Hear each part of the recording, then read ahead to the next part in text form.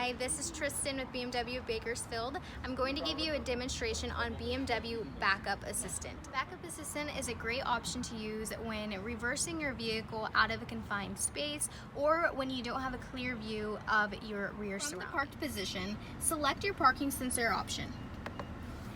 Promptly, on the right side of the screen, select Backup Assistant. Once Backup Assistant is activated, the directions for use are on the top left of the screen. Engage reverse gear.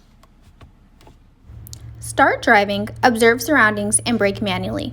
While the vehicle is automatically reversing itself out of the initial parked position, by repeating the movements the driver took to initially park, the driver is responsible for gas and brake. Backup Assistant is capable up to 5 miles an hour. If the speed is exceeded, the vehicle will indicate to apply the brake. The vehicle has successfully reversed itself out of its parked position.